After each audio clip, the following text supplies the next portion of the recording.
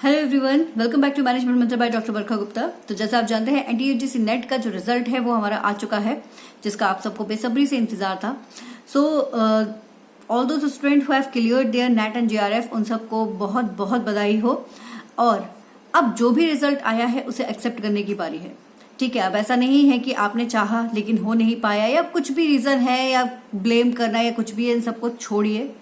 अगर आपका net clear नहीं हुआ है तो उस चीज को एक्सेप्ट करो, लेकिन एक्सेप्ट भी पॉजिटिव वे में करिए। पॉजिटिव वे में इन द सेंस कि अब हमको करना क्या है इस बारे में सोचिए। करना ये है हमें कि हमको अपनी जो कमियां हैं, मुझे पता है बहुत तैयारी की, सब कुछ किया, लेकिन उसके बाद भी क्लियर नहीं हुआ। मॉक टेस्ट में सब कुछ सही जाता था, लेकिन जब फाइनल एग्जाम की बारी आई तो हमारे साथ क्या हुआ कि हमारा एग्जाम क्लियर नहीं हुआ। लेकिन अगर क्लियर नहीं हुआ तो कहीं ना कहीं कुछ ना कुछ कमी तो रह गई होगी, तभी हम उस काम को नहीं कर पाए हैं। तो उस कमी को पहचानना सबसे बड़ा काम होता है। अब उस कमी को पहचानने की जरूरत है। तो सबसे ज्यादा जरूरत है आप अपने थोड़ा सा बैठिए, समझिए और अपना एनालिसिस कीजिए कि हमने कहाँ गड़बड़ की थी। ठीक है, उसको आइडेंटिफाई करके अब नेक्स्ट अपनी तैयारी शुरू करिए कि अब मुझे इस गलती को नहीं दोहराना है और मुझे आगे करते चले जाना है। कई लोगों के लिए जैसे डीआई टफ आया था, तो किसी किसी के लिए जो पेपर था वो बहुत ज्यादा ही लेंदी पेपर था, बहुत टफ पेपर था। इस तरह के कई सारे मैसेजेस सुनने में भी आ रहे हैं। बट गाइज, इन्हीं पेपर के थ्रू हमारे जो जेआरएफ हैं वो निकले हुए हैं।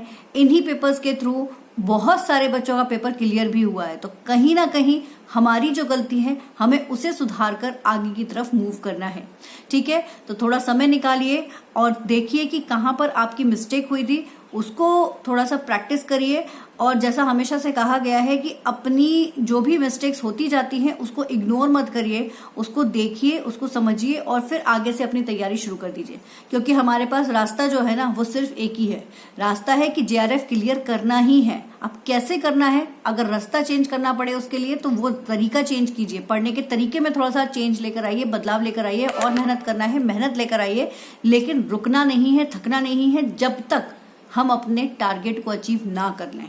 ठीक है, तो जिन स्टूडेंट्स का नेट क्लियर हो चुका है, अब वो आगे की अपनी जो रूपरेखा है वो तैयार करिए कि हमें आगे क्या करना है, कैसे हमको पीएचडी के लिए एनरोल करना है, आगे क्या क्या प्रोसेस हो सकती है, उसके ऊपर भी आप लोगों को वीडियो मिल जाएगा और वो तैयारी कीजिए। और जिन बच्चों का क्लियर नहीं हुआ है, अब वो आगे जून के एग्जाम के लिए अपने आप को प्रिपेयर करिए, वो भी बिल्कुल फुल एनर्जी के साथ में। ठीक है, चलिए, all the best guys, keep study hard and smart, all the best. और जैसा आप जानते हैं कि जो मैनेजमेंट और पेपर 1 के काफी सारे टॉपिक हमारे इसमें मिल जाएंगे। मैनेजमेंट का तो ऑलमोस्ट पूरा सिलेबस आपको जो है चैनल पर मिल जाएगा। तो चैनल पर अगर फर्स्ट टाइम है तो चैनल को सब्सक्राइब कीजिए और जितने भी वीडियोस हैं वो सब जरूर देखिए, बिकॉज ऑलमोस्ट सिलेबस आपका यहाँ पर कंप्लीट करने की कोशिश की गई है। All the best.